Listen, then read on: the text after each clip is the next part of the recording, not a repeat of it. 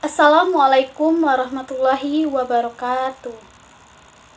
Selamat pagi Bapak Ibu dan rekan nelayan sekalian. Izinkan saya memperkenalkan terlebih dahulu. Saya Leli Sagita, Sarjana Perikanan dari Dinas Perikanan dan Kelautan Sumatera Selatan, ingin memberikan penyuluhan tentang alat tangkap yang ramah lingkungan. Nah, saya sangat berterima kasih atas kesempatan yang diberikan untuk berbagi pengetahuan tentang alat tangkap yang ramah lingkungan. Seperti yang kita ketahui, laut adalah sumber daya alam yang sangat berharga bagi kita semua. Namun, eksploitasi sumber daya laut yang berlebihan dan penggunaan alat tangkap yang tidak ramah lingkungan telah mengancam kelestarian ekosistem laut dan berkelanjutan usaha perikanan. Oleh karena itu, sangat penting bagi kita untuk beralih ke penggunaan alat tangkap yang lebih ramah lingkungan agar dapat menjaga kelestarian laut dan meningkatkan kesejahteraan nelayan.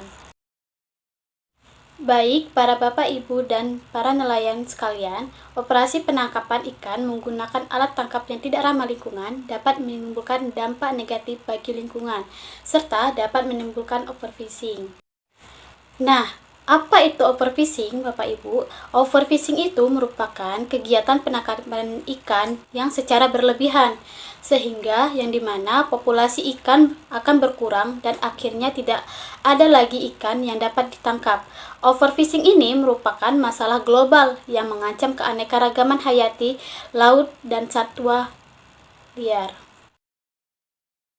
Baik, selanjutnya, bagaimana sih cara memilih alat tangkap yang ramah lingkungan itu? Jadi gini Bu, untuk Bapak Ibu, untuk cara memilih alat tangkap yang ramah lingkungan itu, kita lihat dulu ukuran mata jaring. Misal, pilihlah ukuran mata jaring yang sesuai dengan ukuran ikan, target untuk meminimalkan tangkapan sampingan. Misal, ukuran mata jaring untuk ikan kecil, misalkan ikan betok, ikan salem, ikan tambakan. Nah, itu menggunakan jaring yang kecil. Untuk ikan yang berukuran besar itu menggunakan jaring yang besar. Nah, yang kedua adalah bahan pembuatan. Di sini kita harus memilih alat tangkap yang terbuat dari bahan yang mudah terurai dan dapat didaur ulang, seperti pancing nih. Nah, pancing ini kan biasanya joran itu dibuat dari bambu, dan juga bubu itu juga terbuat dari bambu juga. Nah, yang ketiga yaitu cara penggunaannya. Kita harus tahu nih bagaimana cara penggunaan dari alat tersebut. Misalkan pancing. Pancing itu kan identik dengan joran dan tali dan kail. Nah, itu gimana cara pengoperasian pancing itu. Berikutnya adalah contoh alat tangkap yang ramah lingkungan. Seperti bubu. Bubu ini merupakan alat tangkap tradisional yang terbuat dari bambu dan rotan. Bubu ini bersifat selektif dan tidak merusak habitat. Biasanya seringkali kita ketemui kan ada nelayan yang memakai bubu untuk menangkap ikan. Itu biasanya bubu itu terbuat dari bambu. Nah, seperti gambar ini. Yang kedua yaitu jaring. Nah, jaring ini adalah dengan ukuran mata jaring yang disesuaikan dengan ukuran ikan target, sehingga meminimalkan tangkapan sampingan. Seperti yang kita jelaskan tadi kan, bagaimana cara penangkapan dengan jaring. Selanjutnya adalah pancing, yang dimana alat pancing ini adalah alat tangkap yang sangat selektif dan tidak merusak lingkungan. Biasanya kan nelayan itu menangkap ikan dengan cara memancing.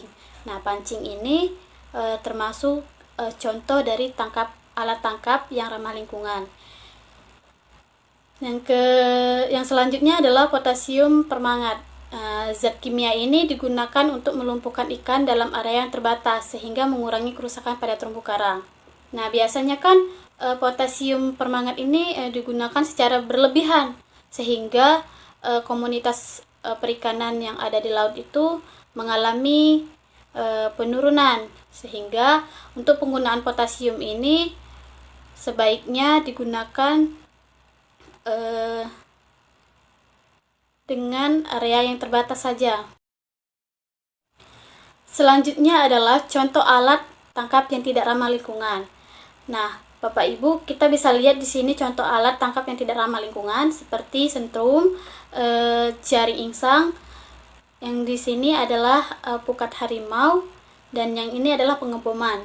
Nah, seringkali kita jumpai atau kita temui. Biasanya para nelayan ini cara penangkapannya itu dengan menggunakan alat tangkap sentrum.